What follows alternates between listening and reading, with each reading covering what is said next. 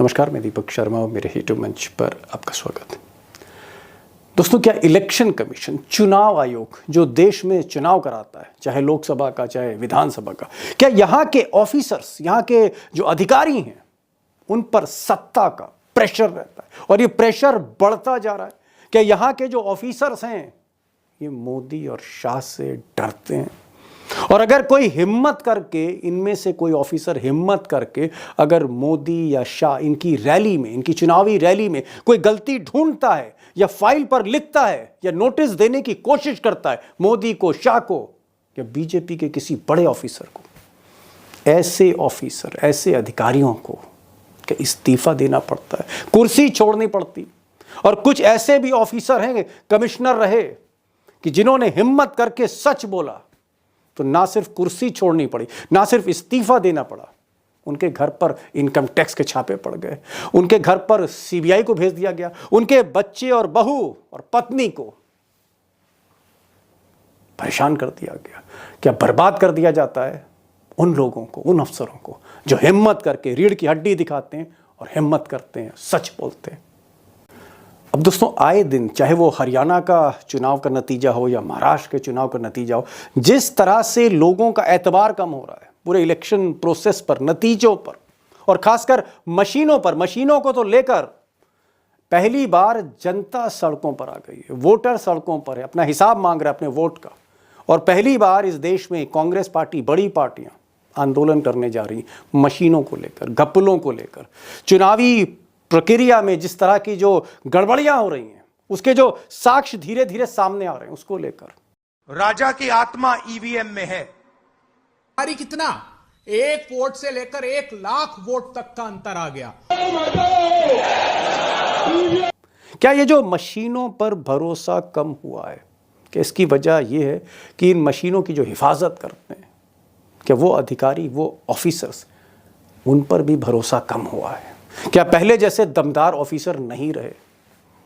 आज की तारीख में, मोदी के इस दौर में, इलेक्शन कमीशन का क्या हाल है? वो इलेक्शन कमीशन जो इस देश में सरकारें बनाता है, सरकारें आती हैं और जाती हैं जिसके चुनाव से, कंडक्ट कराने से, वो इलेक्शन कमीशन, उसके भीतर की स्थिति आज क्या है? आज हमारे साथ बहुत ही बोल्ड जर्नलिस्ट हेमंत अत्री होंगे। इन्होंने कम से कम 14-15 साल इलेक्शन कमीशन कवर किया है, एक से एक ऑफिसर्स को देखा है, और शायद ही ऐसा कोई कमिश्नर हो, इलेक्शन कमिश्नर हो, जिनको ये पर्सनली न जानते हो। आज कई खुलासे आपके सामने होंगे, अंदर की जो आप कह सकते हैं जो किताब है इलेक्शन कमीशन की, सारे पन्ने खोलने की आज मैं कोशिश कर रहा हूँ। सच्चाई क्या है, किस तरह का प्रेशर आता है, और जो सच बोलता है ऑफिसर, उसका हश्र क्या होता है। मैं ज़्यादा कुछ नहीं बोलूँगा, मैं चाहूँगा कि इस वीडियो को आखिर तक देखिए, समझने की कोशिश करिए कि देश की ये सर्वोच्च, बहुत ही इम्पॉर्टेंट संवैधानिक संस्था जो है चुनाव आयोग, आज के इस दौर में है। मेरा सवाल अत्री साहब ये है कि आखिर क्या वजह है कि जो अधिकारी, जो आईएएस ऑफिसर डीएम के तौर पर, कमिश्नर के तौर पर शेर जैसा दिखता है, वो दुम क्यों दबा लेता है चुनाव आयोग में जाके? आज चुनाव आयोग की जितनी किरकिरी हो रही है, जितनी किरकिरी हो रही है, मतलब उसके पीछे जिम्मेदार कौन है? ये अधिकारी तो हैं जो कोई चीफ कमिश्नर है, कोई कमिश्नर है। ऐसा क्यों हो रहा है? क्या कोई वहां शेर गया ही नहीं मोदी के टाइम पे? नहीं, जो शेर आए थे उनका क्या शुरू हुआ? आपने लवासा साहब का हाल देख लिया होगा। किसका? लवासा साहब ने क्या किया? अशोक लवासा जी ने क्या किया था? अशोक लवासा भूल गए आप? 2019 का चुनाव चल रहा था साहब, क्या हुआ? आखिरी के चुनाव में चरण आते आते हालत ये होगी कि अशोक लवासा को रिमाइंडर्स लिख लिख के आखिर में ये हुआ कि भाई मैं तुम्हारी मीटिंग में ही नहीं आऊंगा, तुम कर लीजिए जो कुछ करना है। अशोक लवासा ने किया क्या था? अशोक लवासा बताइए तो भाई, आप तो इलेक्शन कमीशन देख रहे हैं, तो बताइए क्या हुआ था? अशोक लवासा ने 4 काम किए थे, 4 लाइन में बताऊंगा, ज्यादा नहीं। गुजरात के अध्यक्ष होते थे जीतू वधवानी होते थे, आपको याद होगा। उनके खिलाफ 8 अप्रैल 2019 को शिकायत आई, 23 तारीख को सुनवाई हुई। लवासा ने कहा कि इनको प्रचार पर बैन होना चाहिए और इनके खिलाफ कड़ी कार्रवाई होनी चाहिए। इन्होंने सांप्रदायिक बात कही, कोई एक्शन नहीं हुआ।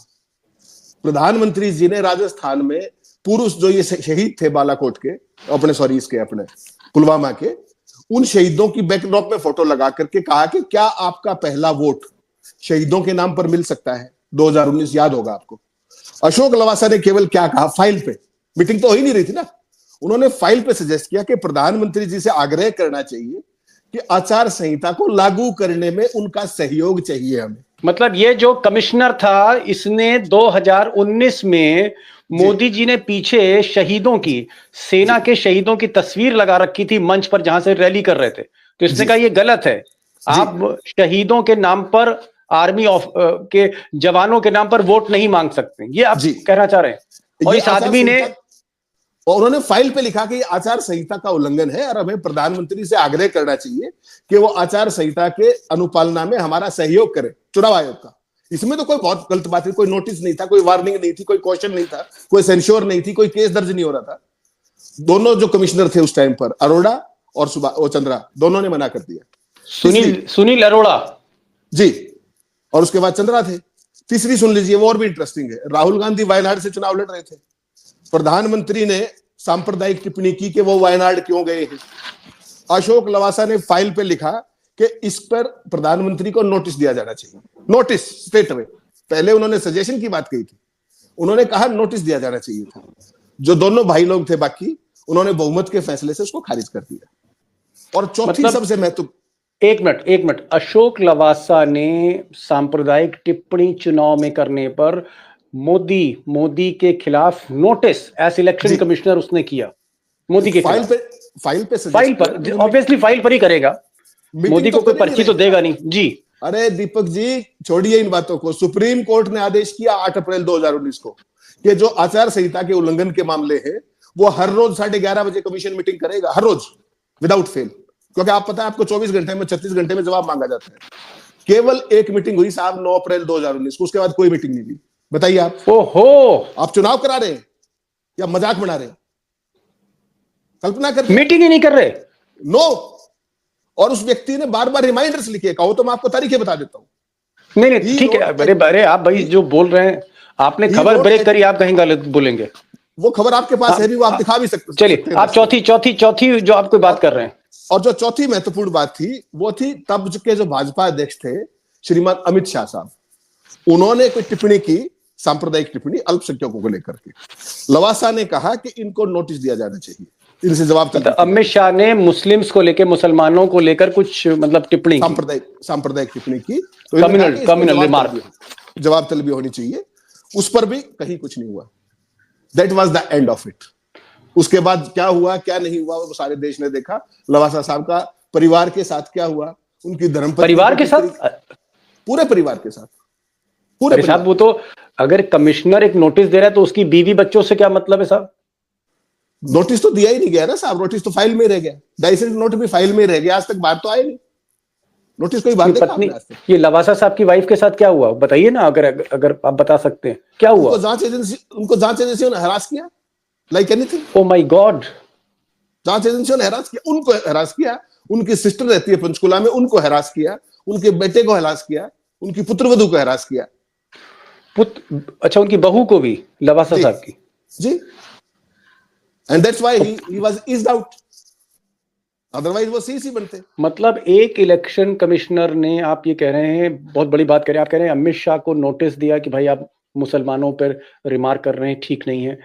मोदी को 2 नोटिस फाइल पर लिख दिए, एक बार शिकायत करी, और एक आप कह रहे हैं कोई बीजेपी का गुजरात का नेता था, उसके अगेंस्ट एक्शन की उन्होंने रिकमेंड किया।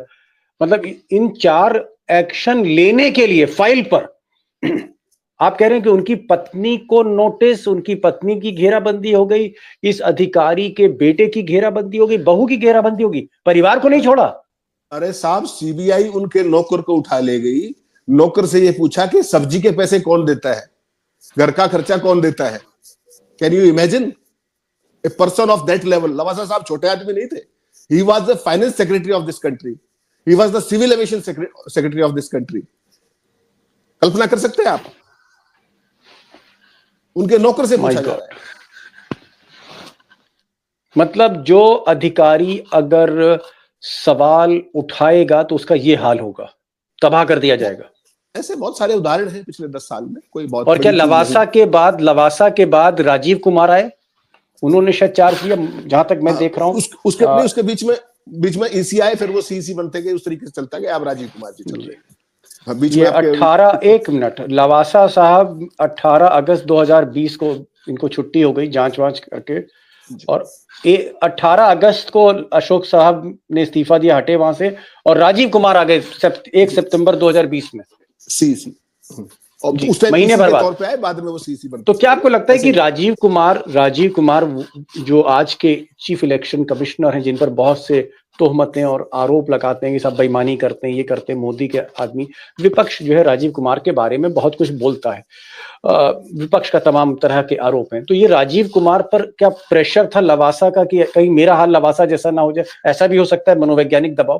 भाई जैसे आप हैं, अगर आपको सजा दे दी जाए बिना किसी बात के और मैं आपको रिप्लेस करने जाता हूं, मैं तो डर जाऊंगा ना कि जब हेमंत अत्री का हाल ये हुआ तो मेरा क्या होगा। तो क्या आपको लगता है राजीव कुमार पर एक प्रेशर साइकोलॉजिकल शुरू में ही आ गया कि अगर नौकरी करनी है तो फिर हामी भरनी होगी?